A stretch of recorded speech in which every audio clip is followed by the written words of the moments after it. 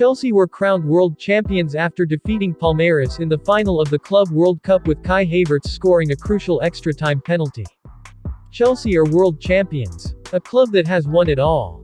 Just let that sink in for a moment. The Blues' 2-1 victory over Palmeiras in the Club World Cup final last night wasn't pretty, but it was enough to ensure the one piece of silverware missing from the Stamford Bridge trophy cabinet was secured. There is no major title that Chelsea haven't claimed. The club's supporters can thank Roman Abramovich for that near-unrivaled success. Thomas Tuchel too for his shrewd management over the past 13 months. And let's not forget the players. Cesar Azpilicueta, Chelsea's captain, has won everything there is to win with the club. Kai Havertz's extra-time penalty against Palmeiras was his second cup final goal for the Blues. The much-maligned Romelu Lukaku, meanwhile, netted in both the semi-final and the final. "We don't play our best football and it's not our best moment in general," Tuchel accepted after his side's hard-fought win over Palmeiras in Abu Dhabi. "We struggled a little bit as a team, but as Petr Cech says many times, we managed to find a way to win, to be in the final, to win the final, and for this the players deserve full credit." Chelsea's players celebrated for as long as they could on the pitch and in the dressing room at the Mohammed bin Zayed Stadium. They then hopped onto the team coach and boarded a plane back to the UK. The grind doesn't stop. Yet it's hugely important for players and supporters alike to celebrate success, to revel in the adulation, to enjoy the high points of a grueling season. And for that reason, we've looked back on last night's game and highlighted a few things you may have missed during the tense 120 minutes and in the jubilant scenes after the full-time whistle was finally blown. One of the standout stories of Chelsea's Champions League final win over Manchester City last May was Tuchel's lucky shoes. It's perhaps best we let the Blues head coach explain the backstory. "I had these shoes in Paris and I made a promise that we will wear these shoes when we reach the Champions League final," Tuchel said on the pitch in Porto. "They were a present from the president at PSG and I promised my staff I would wear them in the final. I did not wear them, so we lost. I wore them today and they worked."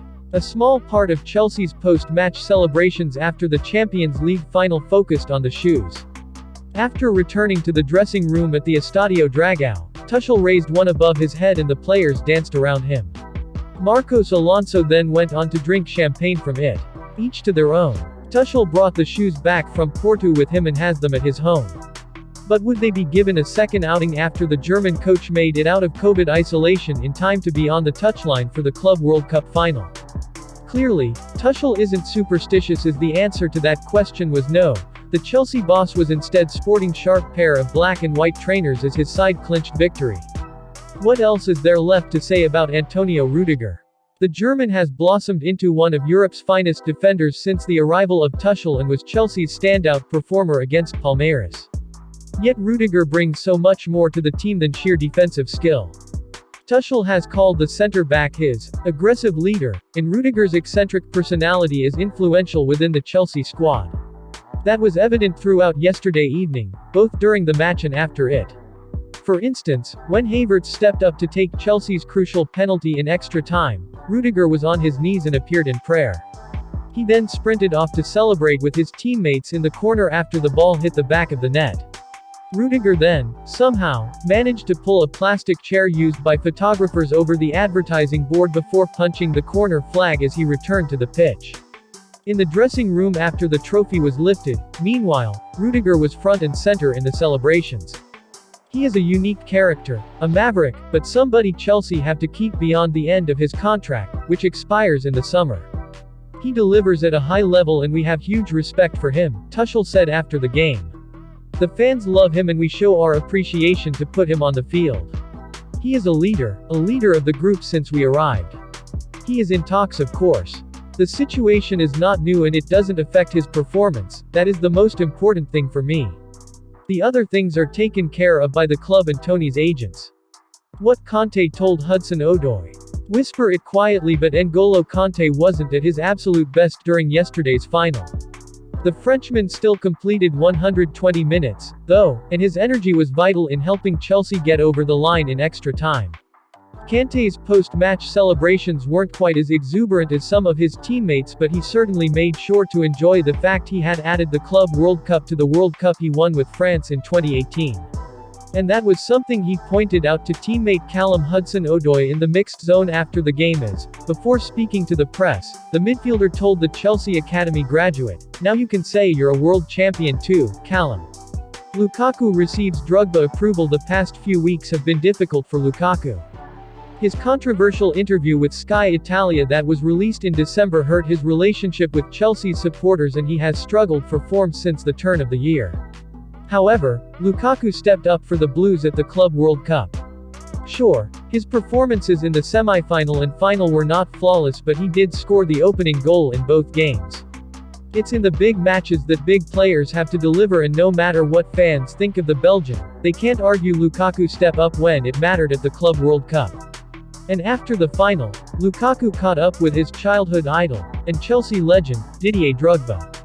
The two made sure to grab a picture on the Mohammed bin Zayed Stadium pitch, and Drogba jokingly wrote on Instagram about Lukaku's second-half header, "You can keep them closed as long as you take us to the top of the world."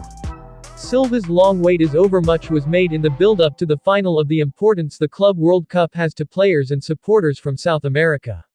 That was highlighted by the fact around 15,000 Palmeiras fans traveled to Abu Dhabi for the game against Chelsea.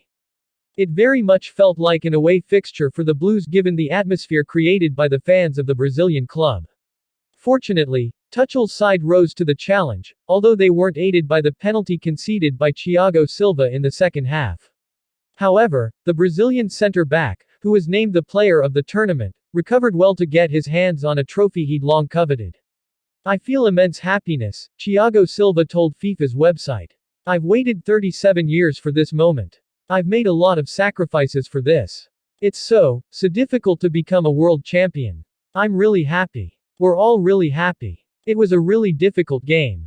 In finals like this, small details make the difference. They got a penalty through handball. We got a penalty through handball.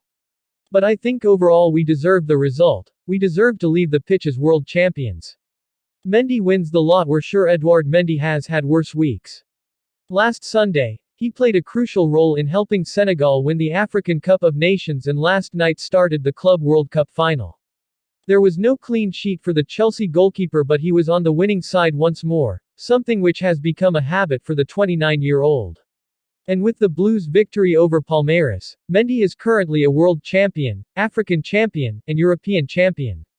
It's incredible when you think in 2014 he registered with France's unemployment agency, having been released by fourth-tier Cherbourg.